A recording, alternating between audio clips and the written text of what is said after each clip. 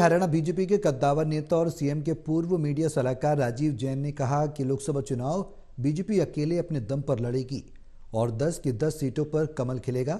उन्होंने सहयोगी party JJP पर भी निशाना साधा और कहा कि बीजेपी को गठबंधन की जरूरत नहीं है।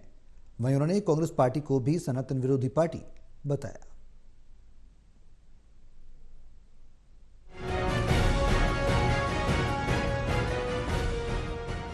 2024 के लोकसभा चुनाव का काउंटडाउन शुरू हो गया है। चुनाव में महज चंद महीने ही बाकी हैं और सियासी बयानबाजी भी तेज हो गई है। खास तौर पर गठबंधन को लेकर हरियाणा बीजेपी के कद्दावर नेता बयान देते हुए नजर आ रहे हैं। हरियाणा बीजेपी के कद्दावर नेताओं में शुमार सीएम के पूर्व मीडिया सलाहकार राजीव जैन ने कहा कि लोकसभा 2024 के चुनाव को लेकर बीजेपी पूरी तरह से तैयार है और बीजेपी इतना दमखम रखती है कि अकेली 10 की 10 सीटों पर चुनाव लड़ सकती है। उन्होंने कहा कि बीजेपी को किसी गठबंधन की जरूरत नहीं है। जनता बीजेपी की नीतियों से खुश है और 10 की 10 सीटों पर कमल खिलेगा।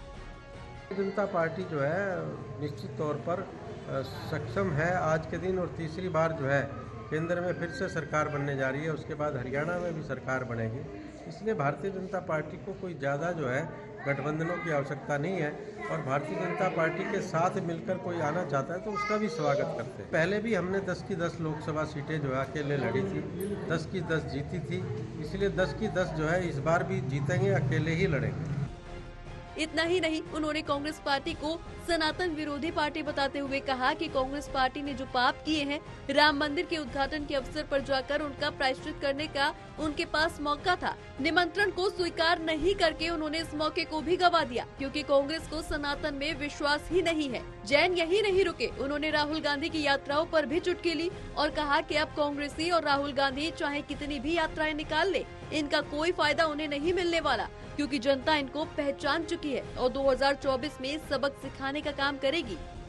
जो है राम मंदिर के उद्घाटन के अवसर पर कांग्रेस के नेता जाकर जो है अपना प्रायश्चित करने का जो है उनके पास सुनहरी अवसर था, लेकिन ये लोग जो है हमेशा से सनातन धर्म के विरोधी रहे हैं। इसलिए मैं समझता हूँ कि इन्होंने जाने से इनकार किया। देखिए कांग्रेस के दावे जो है हवाबाजी हैं। पिछले 2 बार के चुनाव से वो दावे करते आ रहे हैं, लेकिन उनके दावे हमेशा खोखले साबित हुए हैं। इसलिए इस बार भी जो है उनके दावों में कोई दम नहीं है। राहुल गांधी कितना ही सड़कों पर घूम लें, उनको घूमना है तो जनता के बीच में जाए। सड़कों नापने से जो है कभी राज नहीं मिला करता। बहरहाल विपक्षी दल जहां समय समय पर गठबंधन टूटने के बयान देते हुए नजर आते थे, अब खुद गठबंधन की सहयोगी बीजेपी भी इस गठबंधन को जरूरी नहीं मान रही। यानी साफ है कि लोकसभा चुनाव बीजेपी अकेले लड़ने की रणनीति बना चुकी है। साथ ही बीजेपी के कद्दावर नेता केंद्र और हरियाणा में बीजेपी की सरकार बनने का दावा कर रहे हैं। ऐसे में देखना ये होगा कि 2024 के चुनाव में बीजेपी को कितना जन आशीर्वाद मिलता है। सोनीपत से कविता शर्मा की रिपोर्ट।